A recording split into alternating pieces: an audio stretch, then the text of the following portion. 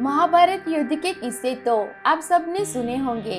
आप ये भी जानते होंगे कि पांडवों ने श्री कृष्ण के साथ मिलकर कौरवों को हराया था। लेकिन असल में महाभारत की कहानी तो युद्ध के बाद शुरू होती है। महाभारत का युद्ध जो वर्तमान समय हरियाणा राज्य के कुरुक्षेत्र में लड़ा गया था, मानव इतिहास में अब तक लड़े गए सबसे भयानक युद्धों में से एक माना जाता है।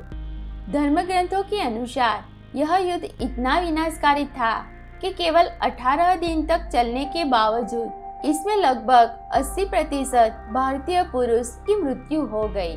महाभारत ग्रंथ के एक चौथाई से अधिक हिस्से में मात्र इस युद्ध का वर्णन किया गया है। महाभारत युद्ध के परिणाम स्वरूप पांडव संख्या में कम होने के बावजूद जीत गए और कौरव संख्या में पांडवों से कहीं अधिक होने के बाद भी हार गए। इसका कारण उनके कर्म को माना गया, नीति और अनीति की राह पर चलने को माना गया, विधि के विधान के पक्ष और विपक्ष में खड़े होने को माना गया। पांडव युद्ध जीत गए और श्री कृष्ण ने पांडव में सबसे बड़े भाई युधिष्ठिर का राज तिलक करा दिया। जिनका राज तिलक स्वयं भगवान के हाथों से हुआ हो, उनका विनाश कैसे हुआ? क्या हुआ जब हस्तिनापुर की राजगद्दी पांडवों के हाथों में आ गई? पांडवों ने हस्तिनापुर पर कब तक शासन किया?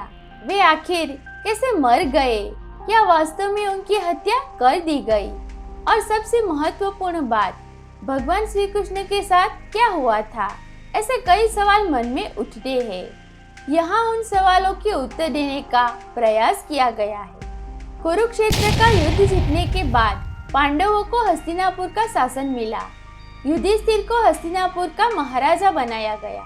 लेकिन दूसरी तरफ गांधारी एक दुखी महिला के रूप में विलाप कर रही थी, अपने 100 पुत्रों की मृत्यु का शोक मना रही थी। जब युधिष्ठिर को सिंहासन सौंप दिया गया और श्री कृष्ण का हस्तिनापुर से विदाई लेने का समय आया, तब वह गांधारी के पास गए और गांधारी ने श्री कृष्ण को उनके वंश का अंत हो जाने का श्राप दिया। जानकारी के अनुसार महाभारत के बाद हस्तिनापुर पर पांडवों ने 36 वर्षों तक शासन किया। इस बीच गांधारी का श्राप अपना असर दिखाने लगा और श्री कृष्ण की नगरी द्वारिका में एक अशुभ घटना घटी। वहाँ एक उत्सव के दौरान सभी यदुवंशी आपस में ही लड़ने लगे और एक दूसरे की हत्या करने लगे। यह घटना सोमनाथ के समीप प्रभाग क्षेत्र में घटी। उधर प्रभाग क्षेत्र में यदुवंशियों के एक दूसरे को मार डालने के बाद पहले बलराम जी अपने लोक को वापस चले गए। इसके बाद श्री कृष्ण वही प्रभाग क्षेत्र में एकांतवास में रहने लगे। एक दिन वह ध्यान अवस्था में एक वृक्ष के नीचे बैठे थे। तभी जरा नाम के एक शिकारी ने गलती से उनके पैर में तीर मार दिया और श्री कृष्ण ने वह मानव देह त्याग दिया। भगवान श्री कृष्ण की वैकुंठ लौट जाने के बाद देव ऋषि वेद व्यास ने अर्जुन को बताया कि श्री कृष्ण और उनके भाइयों का जीवन समाप्त हो गया है। जानकारी के अनुसार श्री कृष्ण जी जिस दिन वैकुंठ को लौट गए, उसी रात 12 बजे से कलयुग का प्रारंभ हो गया। वेद व्यास जी से श्री कृष्ण के प्रयाण की सूचना मिलने पर युधिष्ठिर अपने पौपुत्र परीक्षित का राज तिलक करते हैं।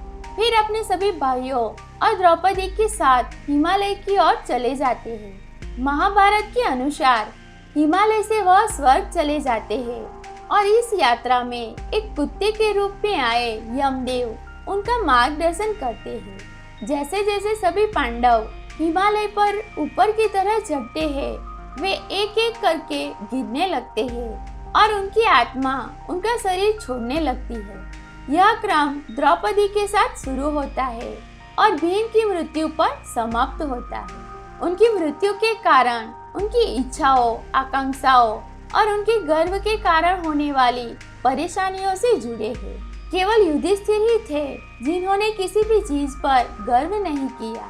इसी कारण केवल वही जीवित रूप में हिमालय के ऊपर स्वर्ग के प्रवेश द्वार पर पहुंच पाते हैं। स्वर्ग के प्रवेश द्वार पर भगवान यम कुत्ते के रूप को त्याग कर अपने असली रूप में आते हैं और युधिष्ठिर को स्वर्ग में प्रवेश करने देने से पहले उन्हें नरक में ले जाते हैं।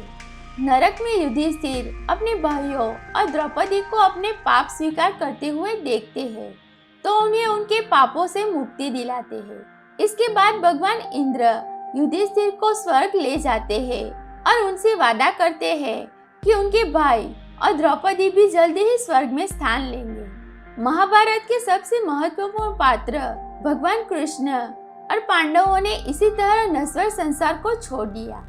इसके बाद कलयुग शुरू हुआ जो अभी तक चल रहा है। जानकारी के अनुसार अब तक कलयुग के 5000 साल पूरे हो चुके हैं। कलयुग की अवधि क्या है, इस पर अलग अलग मत देखने को मिलते हैं। दोस्तों, वीडियो अच्छी लगी तो लाइक करें और हमारे चैनल को सब्सक्राइब करें।